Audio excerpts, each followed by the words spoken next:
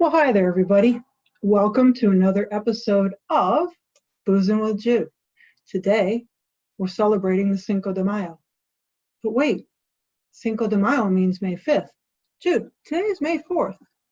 Yes, but I thought if you wanted the recipe to celebrate with all your friends in quarantine, you'd need it the day before. So I'm posting this for you so you can prepare for a big whoopie-doo party on the Cinco de Mayo. First thing, what is the Cinco de Mayo? Well, the Cinco de Mayo, 5th of May, that's Spanish for May 5th, is a celebration of the Mexicans defeating the French in the Battle of Puebla, I believe, in like 1862. I had to look that up, let's be honest. But the Mexicans don't really celebrate the Cinco de Mayo like the Americans do. You know, we look for every opportunity to co-opt something so we can, drink margaritas and have chips and salsa, or better yet, homemade guacamole. I have a recipe, but this is a drink show, so sorry, you're going to have to wait on that. Why don't the Mexicans celebrate as much as we do? Well, quite frankly, they beat the French. Check out the win-loss record of the French since like the 1600s. Well, not a whole lot to celebrate. Nothing against the French. They make great wines and champagnes, and they're lovely people, but yeah, not much to celebrate. So it's not really their Independence Day, but you know what? We co-opted it, and we celebrate it with margaritas. And this year it falls on Taco Tuesday, which is a big thing here. So, tacos, not really like the tacos you get in Mexico. Celebrate it. Have a margarita, have some chips and salsa, have some tacos. Woohoo! Okay. So today's drink is the margarita. I'm going to make the margarita. It's a very simple drink. Comes with just some basic recipes. I'm going to do a Cadillac one or top shelf, which means that it has a little bit nicer orange liqueur in it. So three things. It comes with tequila or mezcal. Wait a minute. Stop, Jude. What's the difference between tequila and mezcal? Let me tell you. So they both are made from the agave plant, and they're both, basically Mexican, but they're made differently. All tequilas are mezcals, but not all mezcals are tequila. That sounds a little confusing. Let me explain. So tequila has to come from a certain region in Mexico, the tequila region, and whereas mezcal comes from a lot of different places, but mainly made in the Oaxaca area of Mexico and made differently. So the heart of the agave plant in the tequila region for tequila is basically taken and steamed as opposed to anything else, whereas mezcal, they bury it underground with hot rocks and they roast it. So it's smokier. Think about the difference between a boiled potato and roasted potato. The mezcal also sometimes comes with that worm. They say you're supposed to eat it. Guess what? It's not a worm. It looks like a little maggot, but it's a caterpillar. And you know what? I ain't eating it. I just don't. Okay, I don't need like the strength of Samson. I'm not eating the worm. And I think it's mostly the less expensive mezcals where you're going to see that worm anyway. So, hey, to each their own. I don't eat worms. Okay, so back to the three ingredients. So tequila or mezcal, and if you're going to use tequila, use what's called a reposado. I say that like I say margarita, so I can sound pretentious, which is aged a little bit longer than the silver, and then there's the añejo, which is aged even longer. You got to be careful though, because you know what? It's an expensive drink. Hey, all of these drinks are expensive. I'm spending a lot of money on you people, so don't take this lightly. Okay, so you want the tequila. I've got the hornitos, again, instead of hornitos. And okay, let me just say, the top shelf margarita, make it with Grand Marnier. Now, I don't have Grand Marnier because you know what? It's really expensive and it wasn't on sale, whereas Patron Citronage, or Citron, I don't know what it is, Patron. It's really good. It's like Cointreau. What's the difference? Well, Grand Marnier is made with cognac, and it gives it a fabulous flavor. So the cheapest of all of the orange liqueurs is going to be triple sec. It's not as good, but you know what? It's a nice margarita regardless.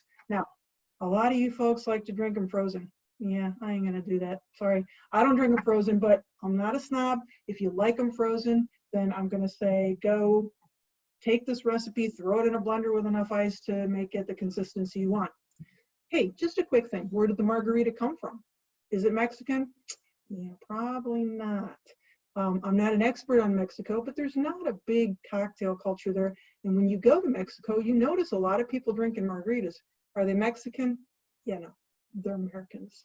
So who made it, who designed it? There's a lot of different claims. Denny Herrera, who was Mexican, well, I don't know, he's probably was Mexican, had a restaurant bar in the 50s in Tijuana, which is Mexican, and it's in Mexico. And he claims that a woman named Margarita came into his restaurant, a patron, and she was allergic to every spirit except for tequila. Imagine that. So he made a drink based upon the tequila shot, which we basically, you know how to do that. I don't do that. I don't do that anymore. I'm very careful with tequila, but that's for another episode, not having to do with how to concoct a drink. So he claims he made it. And there's another woman in Dallas that claims that she invited people over to her very nice penthouse, including a guy named Mr. Hilton, yes, of the Hilton hotels. And she concocted the drink, which then went on all his menus. Doubtful. A lot of other people claim it. Who knows? You know what? It's a good drink. So how to make it? First of all, you got to have fresh lime juice. Now, yes, you can go out and buy the pre-mixed stuff, and you'll probably get that in most bars. It's okay. But you know what? If you're going to use expensive booze and celebrate, do the lime juice thing. Now, I'm using my margarita glass. That's a pretty big glass. If you're making margaritas with fresh limes and you decide to invite a bunch of friends over, you're going to want to make a pitcher, or what we call in England, a jug. Now, you know what? If you're squeezing enough fresh lime juice for that, you need to get yourself a juicer. All I have is this baby. And I'm going to tell you, I did it in advance. And this is probably the juice of 5 or 6 limes, but it takes forever. So, you know, get yourself a juicer, or, you know, I literally made a jug of those one day just using my hand. It took hours. And the other thing, what do we know about limes? They're small. Not a lot of juice coming out of them. It takes hours, but it's well worth it. So typically when we have the margarita, when we do the shots, which I don't do, oh look, everybody's trying to get a hold of me. They want, when's the next show? They're saying, excuse me. So what do? We take a shot, I don't, and then we put some salt on our thumb, and then we have a lime. And so we take the shot, we lick the salt, we do the lime. So the margarita is kind of based on that, you know, shot drinking style of tequila. So first thing we're going to do is we're going to take our glass, and we're going to take a lime that I've cut already, and we're going to get the glass kind of moist all the way around. And now here's the thing, it's too big. I have margarita salt that I bought, you know, bar salt. You can do that, or you can also, you know, just take rock salt and squeeze it on a plate or something. But you know, the thing is, this is too big to dip in there, so it's kind of hard how I'm going to have to do this. I have it on a plate, and I'm just going to go around, and it's not going to look as good as, you know, it would if you're, you know, in some high-class bar, which this is not. This is not a high-class bar. This is a low-class bar, Judy Hutchinson's bar. Yeah, so there you go. You see the salt around the rim. Now, you can get it con sal, with salt. That's Spanish. Or sin sal. Typically, I don't like it with salt, but you know what? To each their own. Okay, so now we're going to make the actual drink. It's on the rocks. I like it. So I'm going to put ice in that glass, but I'm going to make it also in a shaker, and I'll show you why in a minute. So we're going to take our, miraculously, we have another freezer over here. I have freezers all over my house, apparently, that just dispense a ton of ice. And I'm going to put some ice in it, because it'll get it nice and cold. I suppose you could have this up to like a martini without being on the rocks. I like it on the rocks. Okay, so take our alcohol. First, we're going to take the tequila.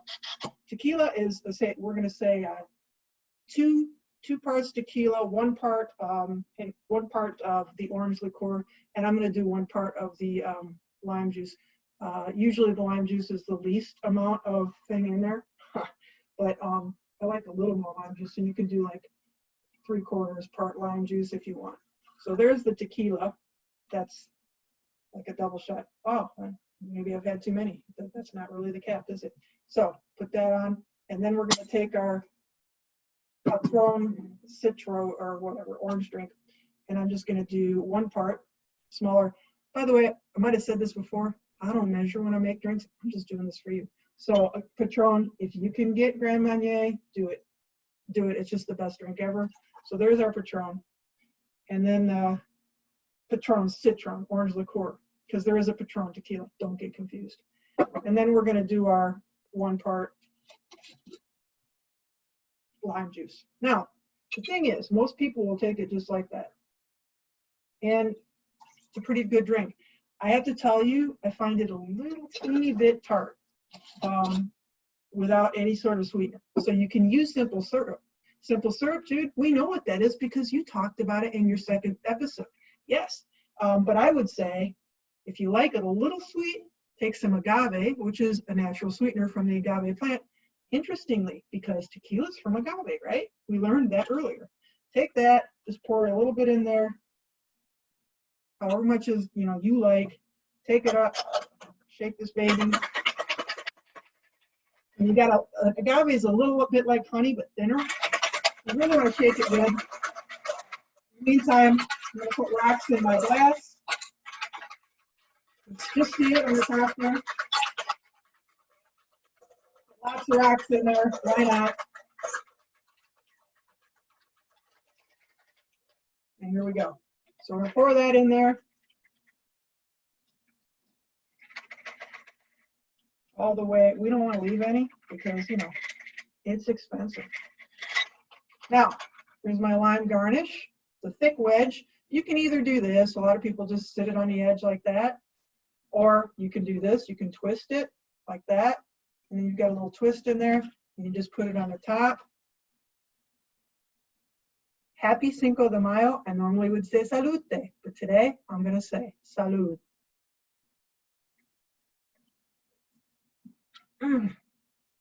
Okay, I have to turn this off now because I got to go get some chips and stuff and celebrate the Cinco de Mayo a couple days early. So, nice talking to you.